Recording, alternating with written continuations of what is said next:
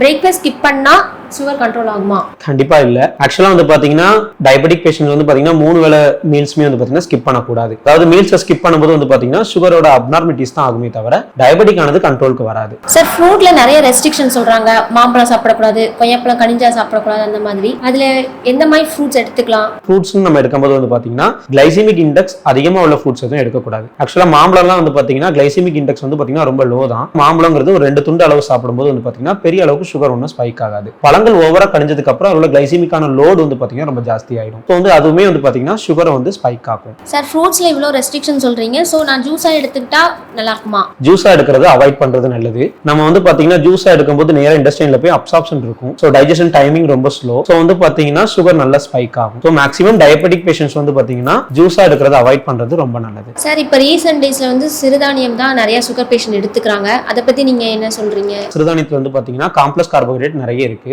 ஆக்சுவலா வந்து பாத்தீங்கன்னா டயபெட்டிக் பேஷண்ட் ஒரு நாளைக்கு குறைஞ்சது 5 சர்விங்ஸ் ஆகுது ஃபைபர் இருக்கிற மாதிரி நம்ம ஃபுட் எடுத்துக்கிறது வேண்டியது அவசியம். நம்ம சிறுதானியம் எடுத்தாலும் போர்ஷன் கண்ட்ரோல்ங்கிறது ரொம்ப இம்பார்ட்டன்ட். லைஃப் ஸ்டைல் மாற்றுறது மூலம் வந்து பாத்தீங்கன்னா நம்ம டயபெட்டிக் வந்து பாத்தீங்கன்னா அழகா கண்ட்ரோல் பண்ணிடலாம். அது மட்டும் இல்லாம டயபெட்டிக்ல இன்னும் எதுவும் நிறைய டவுட்ஸ் இருந்துச்சுன்னா தாராளமா டயட்டிஷியனையோ இல்ல டயபெட்டாலஜிஸ்டையோ அணுகலாம். தேங்க்யூ.